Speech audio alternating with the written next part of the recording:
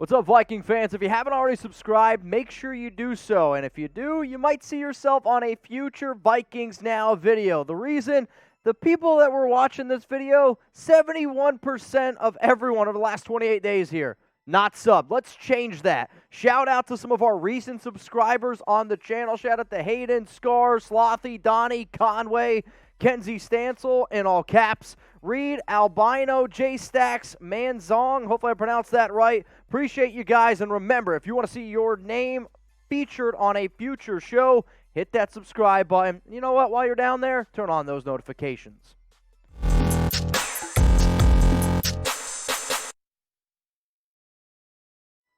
It's Vikings mailbag time here on Vikings Now. Mitchell Renz from Chat Sports, ready to answer everyone's questions and ready to break down some very interesting trades that you guys submitted. So remember, these shows are meant to be fun. They're meant to be interactive, and every single trade that you are about to see on the show is a trade made up by a subscriber of Vikings Now. If you want to get your questions on our next mailbag, our next trade mailbag, use hashtag Vikings down in the comment to get those questions on the show. A way a question could look is hashtag Vikings, should we trade away Kirk Cousins? That could be one if you wanted to do it. Now, the first one coming in here, and sit down, get some popcorn, because this is an interesting one.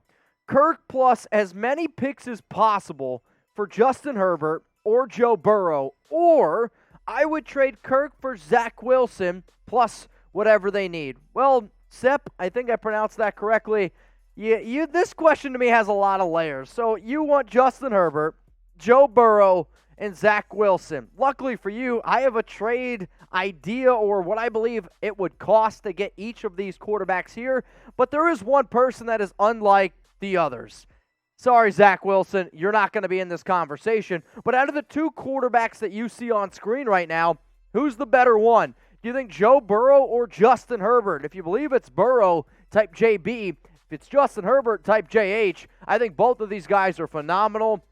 I did my quarterback rankings the other day. I had Burrow at 5, Justin Herbert at 6. But let's get into these trade ideas, because that's what this show here is all about today. And if you're wondering, what do I think it would take to get Justin Herbert entering his third year with the Los Angeles Chargers? I know it's a lot, but after looking at the Russell Wilson trade, and he's much older than Herbert, this is honestly what I think it would cost to get him. The Vikings get Herbert. The Chargers get, Kirk Cousins, 3 first-round picks, and 3 second-round picks. If Wilson's going for 2 first, 2 seconds, and then you sprinkle in 3 other names in there, I think Herbert is worth this. And honestly, if I'm being the Chargers, I probably still say no, because that's how valuable Justin is. And when he was a rookie, this guy was incredible. 31 touchdowns, 10 interceptions, 4,336 yards. Then in his second year, throws for over 5,000 yards, has 38 touchdowns, 15 interceptions, and this has been on a franchise organization, let's face it, that doesn't have a lot of success. Has he won a playoff game? No. But when you look at the talent, when you look at the arm strength, man, it's all there, and I wouldn't want to give up on Herbert. To me, if I was building a team right now, okay, building a team, I'm going to look for a young quarterback.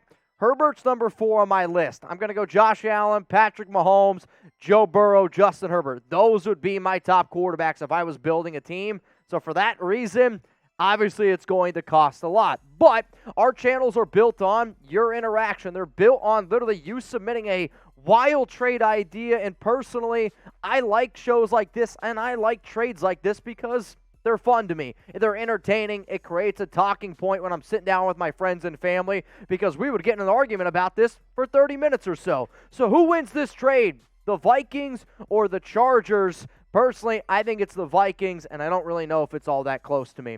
Let's go to the next one here. It's Joe Burrow. Well, you're like, shit, you have Burrow ranked higher than Herbert, and we just gave all that for Herbert. Well, this is what I believe it would cost to get Joey B, and I tried to make this one a little bit different.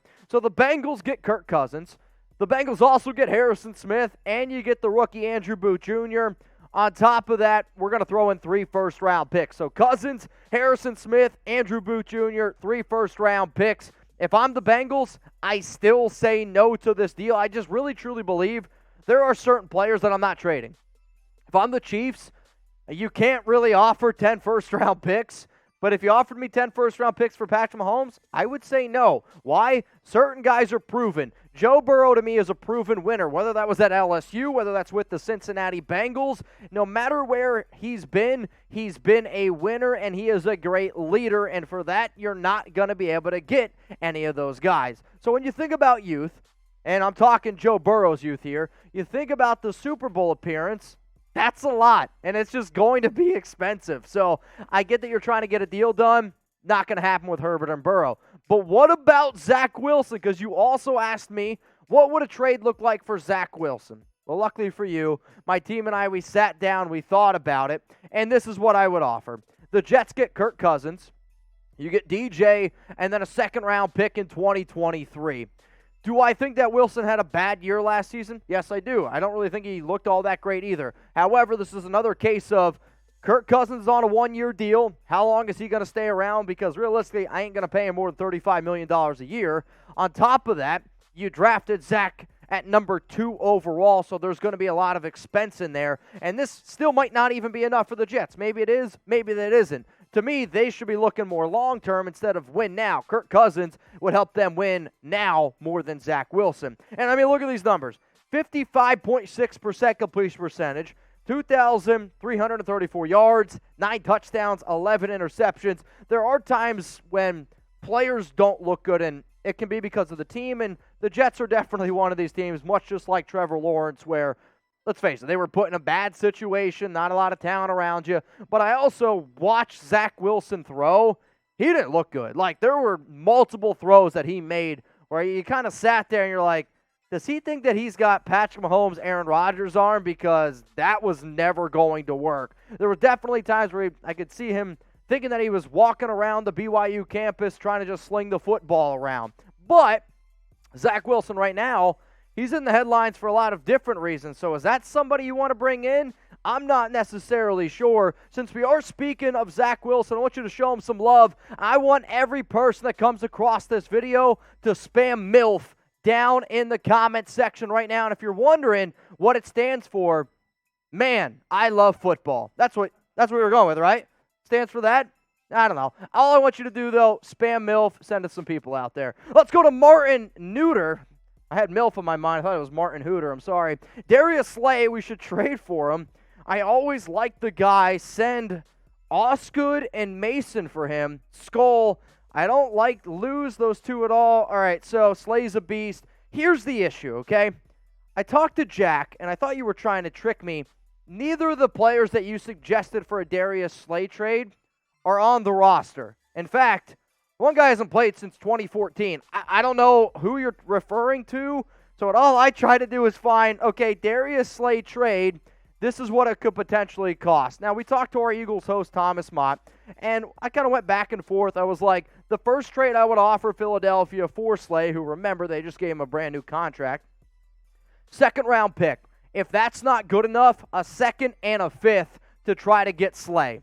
I mean, the Eagles are in win-now mode. They've been making a lot of aggressive moves, so you're not just going to get him for nothing. Now, sure, the Vikings could also then, let's say, throw over an Andrew Booth Jr. Maybe they decide to trade Cameron Dantzler, but not that. If I'm the Eagles, I would want Andrew Booth, and I would want a little bit more on top of that. So for Darius Slay, 52 tackles, 5 tackles for loss, 9 PBUs, 3 INTs. We've talked a lot of different trades. We've talked a lot of wildness on today's show. Well, how about this? If any of these crazy trades, if the Vikings sign a player, we will make a video about it. And to make sure that you don't miss it, turn on your notifications because it's important that you do, especially for you there, Hooter, Scooter, I don't remember the name, but thinking that guys are still on the team from 2014. If you subscribe to this channel, you will know more about the Vikings than you ever have before. Seriously, turn on the notifications right now.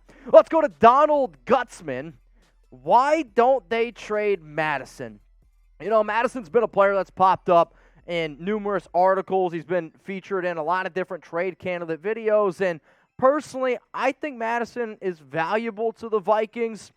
I do want to see how he fits in O'Connell's system because Mike Zimmer, old school, pound the football, and That's what Mattison has always done, especially when he was back at Boise. You know Dalvin's going to be your number one, but what exactly happens with some of the other running backs on your roster? When you look at some of the numbers that he's put up over the past few seasons, I mean, in 3 years, you're averaging over, I don't know, it's what, 110 carries per season?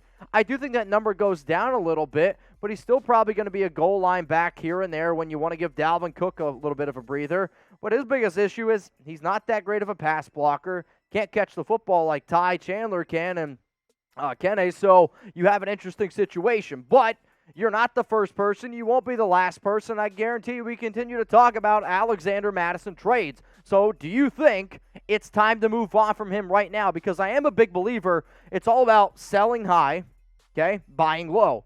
What I'm worried about happening is reports start coming out that the Vikings aren't using Mattison. They don't even know if he's going to make the roster. Well, then the value leaves. If you trade him right now, I still think that there is some value there. So why for yes and for no should the Vikings trade away Alexander Mattison?